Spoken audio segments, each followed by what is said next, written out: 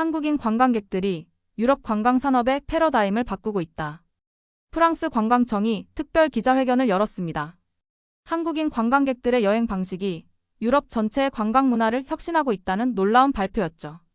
이것은 전통과 역사를 자랑하는 콧대 높은 유럽의 관광 산업에서는 정말 믿기 힘든 변화인데요. 과연 무슨 일이 있었던 걸까요? 오늘의 사연 바로 시작하겠습니다. 저는 프랑스 르몽드 신문의 문화부 수석기자 마르크 뒤부아입니다.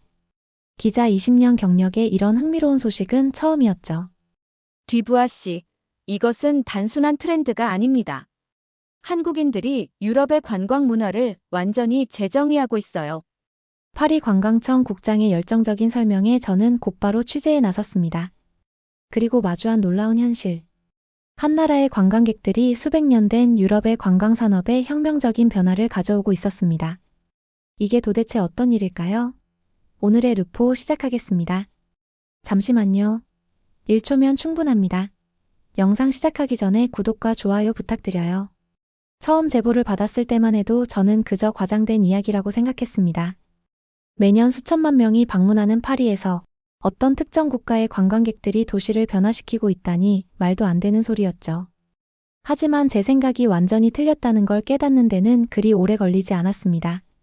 몽마르트 언덕 근처 카페에서 아침을 시작하던 어느 날이었어요. 파리의 전형적인 아침 풍경이었죠. 여유로운 테라스, 각 구운 크루아상의 향기. 그때였습니다. 저기 봐요. 오늘도 정확히 9시 15분이네요. 20년 경력의 카페 매니저 줄리앙이 창 너머를 가리켰습니다. 저도 모르게 고개를 돌린 그 순간 놀라운 광경이 펼쳐졌어요. 단정한 차림의 20여 명의 한국인 관광객들이 마치 물결처럼 움직이고 있었습니다. 누구 하나 흐트러짐 없이 효율적인 동선으로 거리를 활보하고 있었죠. 이분들 대체 뭐가 다른 걸까요? 줄리앙은 흥미로운 미소를 지으며 말했습니다. 매일 같은 시간에 나타나요. 우리 카페 테라스에서 정확히 20분 머무르시죠. 사진 몇 장, 커피 한 잔, 크루아상 1개. 처음엔 저도 그저 평범한 관광객일 뿐이라고 생각했어요. 하지만 이제는 알아요. 이분들이야말로 진정한 여행의 프로페셔널이라는 걸요. 더 놀라운 건 그들의 손에 들린 스마트폰이었습니다. 모두가 실시간으로 정보를 공유하고 있었어요. 나중에 알고 보니 그건 일행의 위치, 파리의 교통 상황, 주요 관광지의 대기 시간까지 한눈에 보여주는 앱이었죠. 이게 다가 아니에요. 이분들 때문에 저희 카페 메뉴판이 바뀌었다는 거 아세요? 줄리앙이 건넨 메뉴판을 보고 저는 놀랄 수밖에 없었습니다. 프랑스 전통 카페의 자존심이라 할 수 있는 메뉴판에 K 브렉퍼스트 섹션이 새로 생겼더군요. 처음엔 저희도 반대했어요. 하지만 지금은 프랑스 손님들도 이 메뉴를 찾으시죠. 특히 양념간장을 얹은 크루아상은 이제 저희 카페의 인기 메뉴가 됐어요. 이번 취재는 여기서 끝날 것 같지 않았습니다. 양념간장이라니. 처음부터 흥미로웠죠. 저는 곧바로 파리 관광청으로 향했습니다. 그리고 그곳에서 더욱 놀라운 사실을 발견하게 됩니다. 이 데이터만 봐도 놀랍지 않나요? 파리 관광청의 통계 분석가 피에르가 보여준 자료는 충격적이었습니다. 에펠탑 예약 시스템이 완전히 바뀌었다는 거예요. 이 그래프를 보시면 피에르가 화면을 가리켰습니다. 특정 시간대에 관광객이 폭증하는 현상이 사라졌어요. 왜냐고요? 한국인 관광객들이 빅데이터로 최적의 방문 시간을 분석해서 오시기 때문이죠. 실제로 데이터를 보니 놀라웠습니다. 한국인 관광객들은 에펠탑의 시간대별 혼잡도, 날씨, 일몰 시간, 심지어 청소 시간까지 분석해 가장 완벽한 타이밍에 방문한다는 거였어요. 처음에는 저희도 이해할 수 없었어요. 30분 단위로 쪼개진 일정표에 따라 움직이시는 게 너무 빡빡해 보였거든요. 하지만 이제는 저희가 배우고 있습니다. 피에르의 말대로였죠. 에펠탑은 한국인들의 방문 패턴을 분석해 새로운 예약 시스템을 도입했고, 덕분에 전체 관광객의 대기 시간이 평균 30% 감소했다고 해요. 저희가 한국인 관광객들로부터 배운 가장 큰 교훈은 예약 시스템의 효율성입니다. 특정 시간대에 사람들이 몰리는 것을 방지하기 위해 시간당 입장객 수를 재조정했고, 덕분에 에펠탑 전체 운영이 더 매끄러워졌어요. 이렇게 센스 있게 데이터를 활용하다니. 한국인의 뛰어난 효율성에 놀라고 있는데, 그의 말이 끝나기도 전에 제 전화가 울렸습니다. 루브르 박물관 큐레이터 소피아였어요. 뒤부아 씨, 지금 당장 와보셔야 할 것 같아요. 믿기 힘든 일이 벌어지고 있어요. 루브르에 도착하자마자 저는 또 한 번 놀라지 않을 수 없었습니다. 모나리자 앞에서 벌어지고 있는 광경은 그야말로 혁명이었으니까요. 이분들을 보세요. 소피아가 설명했습니다.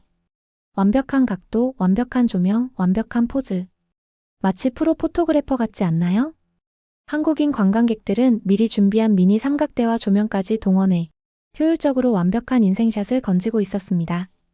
놀라운 건 한 사람당 딱 2분 그 짧은 시간 안에 모든 촬영을 마치고 다음 사람에게 자리를 내어준다는 거였죠. 전 세계 어떤 박물관도 이런 효율적인 관람 문화는 본 적이 없을 거예요. 덕분에 저희도 새로운 포토존 가이드라인을 만들었답니다. 소피아가 보여준 루브르 포토 가이드에는 놀랍게도 한국인 관광객들이 발견한 최적의 촬영 각도와 시간대가 상세히 정리되어 있었어요. 이게 다가 아니에요. 작품 감상 방식도 완전히 바뀌었죠. 소피아가 CCTV 화면을 가리켰습니다. 보세요. 이분들 모두 이어폰을 끼고 계시죠? 미술 작품마다 QR코드를 찍어 전문 도슨트의 오디오 가이드를 듣고 계신 거예요. 심지어 그 내용을 메모까지 하시더라고요. 실제로 한 한국인 관광객의 메모를 보니 놀라웠습니다. 작품의 제작 연도, 작가의 역사적 배경, 미술사적 의미까지. 마치 예술 전공 학생의 노트 같았어요. 처음에는 이해할 수 없었어요. 왜 휴가까지 와서 이렇게 공부를 하시나 싶었죠. 하지만 이제는 알아요. 이분들에게 여행은 단순한 관광이 아닌 문화적 경험인 거예요. 소피아의 말처럼 한국인 관광객들은 작품 앞에서 적절한 시간 동안 머물며 깊이 있는 대화를 나누었습니다. 문화를 단순히 소비하는 것이 아니라 진정으로 이해하려는 태도가 느껴졌어요. 믿기 힘드시겠지만 다른 나라 관광객들도 이제는 이분들처럼 오디오 가이드를 찾기 시작했어요. 심지어 저희 큐레이터들도 한국의 미술 애플리케이션을 참고한답니다. 이렇게 루브르는 변화하고 있었어요. 소피아와의 인터뷰를 마치고 나오는 길, 우연히 만난 프랑스 현지인 안토니와 대화를 나눴습니다. 저는 처음에는 한국인들을 전혀 이해할 수 없었어요. 휴가 때 그렇게 열심히 움직이다니요. 은퇴한 교사인 안토니는 웃으며 말했습니다. 그런데 지금은 여행 전에 항상 한국 블로그부터 찾아봐요. 파리에 30년 넘게 살았는데 한국인들이 발견한 숨은 명소들은 저도 몰랐다니까요. 안토니는 자신의 스마트폰을 보여주었습니다. 놀랍게도 한국어로 된 파리 여행 앱이 설치되어 있었어요. 번역기 돌려가며 봐요. 그만한 가치가 있거든요. 한국인들이 찾은 레스토랑은 실패가 없어요. 이분들의 리뷰가 미슐랭보다 정확하다니까요. 루브르를 나와 파리의 미슐랭 레스토랑 라 메종 도르로 향했습니다. 30년 경력의 수석 셰프장 피에르가 반갑게 저를 맞이했습니다. 드디어 오셨군요. 저를 따라오시겠어요? 제가 왜 기자님을 초대했는지 그 이유를 보여드리고 싶어요. 수석 셰프를 따라 주방에 들어서자 낯선 향이 코끝을 스쳤습니다. 매콤하면서도 깊은 향, 분명 프랑스 요리에서는 맡아본 적 없는 냄새였어요. 이게 바로 그들이 가져온 게임 체인저입니다. 장 피에르가 들고 있는 건 고추장이었습니다. 처음엔 문화적 충격이었어요. 200년 전통의 레시피에 새로운 소스를 적용한다니 상상도 못했죠. 하지만 지금은 그가 새로 개발한 메뉴를 내밀었습니다. 프렌치 마이너스 코리안 퓨전 퀴진, 우리 레스토랑의 새로운 시그니처 메뉴입니다. 미슐랭 평가단도 극찬했죠. 처음에는 반발도 있었을 것 같은데요? 물론이죠. 하지만 이분들의 식사 예절을 보면서 생각이 바뀌었어요. 음식을 소중히 대하고 요리사를 존중하며 무엇보다 이분들의 미각은 정말 대단해요. 와인 페어링에 대한 지식도 깊으시죠. 더 놀라운 건 따로 있었습니다. 이분들 보세요. 장 피에르가 창가 테이블을 가리켰습니다. 저기 앉아 계신 분들, 우리 레스토랑 예약이 얼마나 어려운 줄 아세요? 3개월 대기는 기본인데, 그런데 저분들은 6개월 전에 예약하셨대요. 심지어 이 테이블에서 보이는 에펠탑 야경과 일몰 시간까지 계산해서요. 6개월 전에요? 네. 그것도 일출, 일몰 시간, 날씨 통계까지 분석해서 가장 완벽한 시간대를 선택하셨다고 해요. 우리 레스토랑 직원들도 이제는 이분들의 예약 패턴을 연구한답니다. 이렇게 프랑스의 미슐랭 레스토랑들도 큰 변화를 겪고 있었습니다. 다음 날 아침 샹젤리제 거리의 대형 명품 매장 메종 드 루이를 찾았습니다. 매장 매니저 클로드가 저를 반갑게 맞이했습니다. 디부아 씨, 이거 보세요. 그가 보여준 태블릿에는 놀라운 데이터가 있었습니다. 우리 매장 매출의 35%가 한국인 고객입니다. 더 놀라운 건 반품률이에요. 다른 나라 관광객의 8분의 1 수준이죠. 어떻게 그럴 수가 있죠? 이분들은 절대 충동 구매를 하지 않으세요. 모든 게 계획적입니다. 철저한 분석과 계산이 뒷받침된 소비를 하죠. 보세요. 클로드가 보여준 한 고객의 쇼핑 리스트는 그야말로 철저했습니다. 파리, 밀라노, 런던의 가격이 유로 단위까지 비교되어 있었고, 환율 변동에 따른 최적의 구매 시점까지 계산되어 있었어요. 심지어 이분들은 매장 오픈 시간, 신상품 입고일, 세일 시작일까지 정확히 파악하고 계세요. 덕분에 저희도 재고 관리와 직원 배치를 더 효율적으로 하게 됐습니다. 클로드는 매장 내 결제 시스템을 가리키며 말을 이어갔습니다. 이것도 한국인 고객들 덕분에 바뀐 거예요. 1년 전만 해도 저희는 현금과 카드만 받았어요. 유럽의 전통이죠. 그런데 한국인 고객들은 항상 묻더라고요. 모바일 페이 되나요? QR 결제 가능한가요? 한국인 고객들은 저희 매장의 현금카드 결제 방식에 불편해하셨어요. 하지만 곧 저희가 디지털 결제 트렌드에서 뒤처지고 있다는 걸 깨달았습니다. 결국 저희 매장이 파리 명품 매장 중 최초로 모바일 간편 결제를 도입했어요. 클로드는 자랑스럽게 결제 단말기를 보여주었습니다. 도입 3개월 만에 매출이 15% 증가했어요. 이제는 파리의 다른 매장들도 저희를 벤치마킹하고 있죠. 유럽의 오래된 결제 문화가 한국인들 덕분에 완전히 바뀌고 있어요. 창밖으로는 매장 앞에 줄지어 선 사람들이 보였습니다. 모두 스마트폰을 들고 있었죠. 내일 아침 개장 때 오실 분들이에요. 지금은 정보 공유가 한창인 것 같네요. 정보 공유요? 네. 인플루언서들이 실시간으로 매장 정보를 공유하는 거죠. 재고 현황, 신상품 정보, 최신 트렌드까지. 처음엔 당황스러웠지만 이제는 저희도 이 흐름에 맞춰 영업 전략을 수정한답니다. 클로드는 이어서 설명했습니다. 한국인 고객들 덕분에 저희 매장은 디지털 마케팅에도 많은 투자를 하게 됐어요.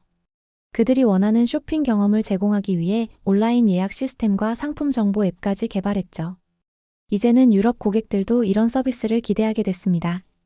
취재를 마치고 나오는 길에 클로드가 마지막으로 한 말이 귓가에 맴돌았습니다. 디부아 씨, 이게 단순한 쇼핑이 아니에요. 이분들은 우리에게 새로운 소비 문화를 가르쳐주고 있어요. 쇼핑의 혁신이지요. 취재를 계속하던 중 파리 관광청에서 긴급 회의가 소집됐다는 연락을 받았습니다. 오후 3시 관광청에 도착하자 여러 관광업계 관계자들이 모여 있었습니다. 디부아 씨, 와주셔서 감사합니다. 파리 관광청 국장이 반갑게 맞이했습니다. 오늘은 특별한 자리를 마련했습니다.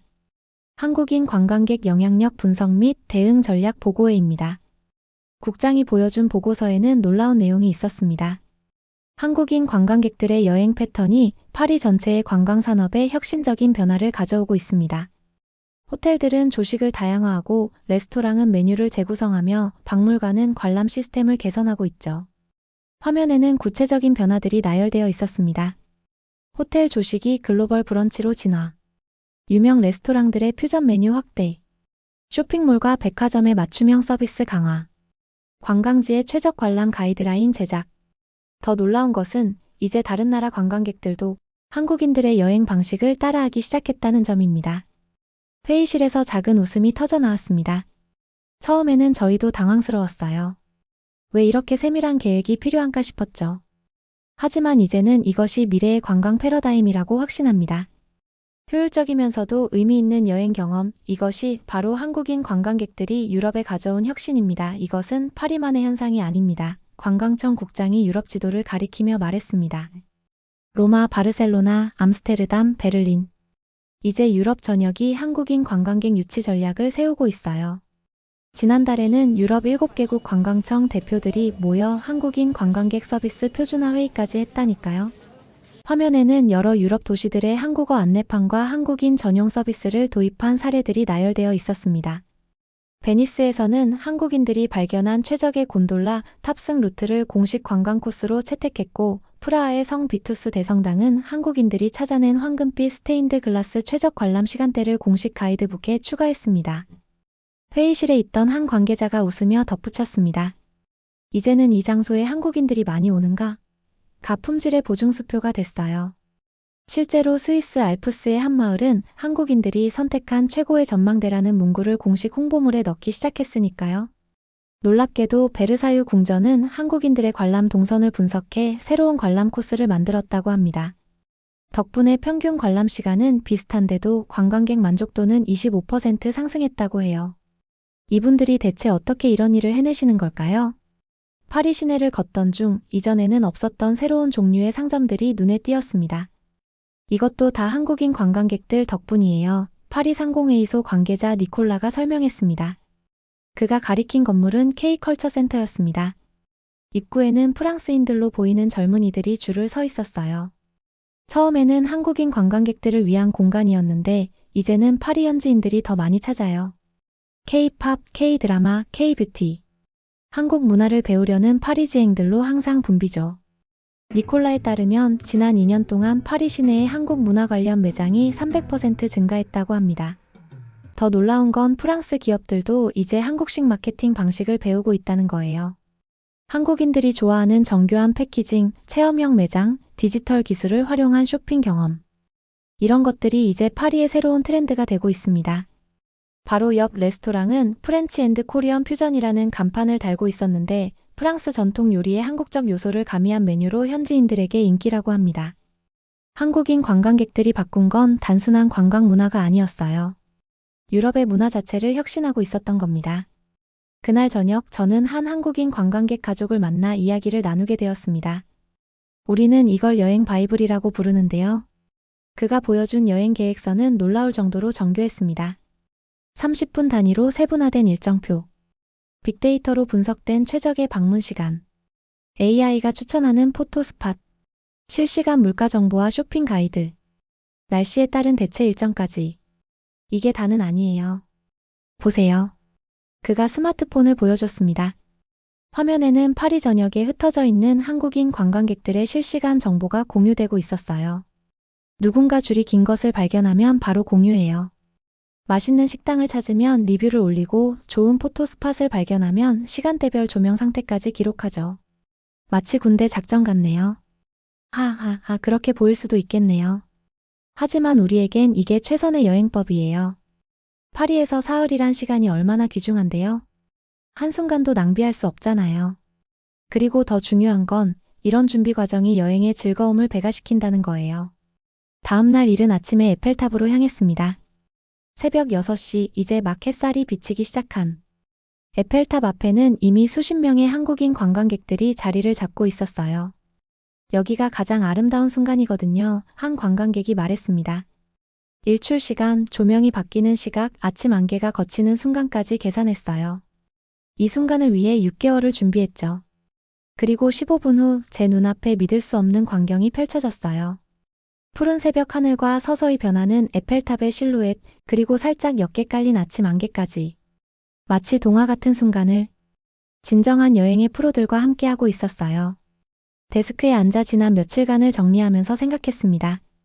처음에 저는 관광객이 도시를 바꾼다는 말을 믿지 않았어요. 하지만 이제는 알겠습니다. 한국인 관광객들은 단순한 여행자가 아니었습니다. 효율을 추구하면서도 지역 문화를 존중하고 철저한 계획 속에서도 새로운 영감을 발견하며 바쁜 일정 속에서도 여행의 본질을 놓치지 않는 그야말로 여행의 프로페셔널들이었던 거죠. 르몽드 편집장은 제 기사를 보더니 말했습니다. 뒤부아, 자네가 발견한 건 단순한 관광 트렌드가 아닐세. 이건 새로운 글로벌 여행 문화의 탄생을 기록한 거야. 그의 말이 맞았습니다. 지금 우리는 역사적인 순간을 목격하고 있는 걸지도 모릅니다. 한 나라의 관광객들이 유럽의 여행 문화를 혁신하고 새로운 관광 패러다임을 만들어가는 순간. 그리고 그 중심에는 늘 치밀하게 준비하고 끊임없이 도전하는 한국인들이 서 있었습니다.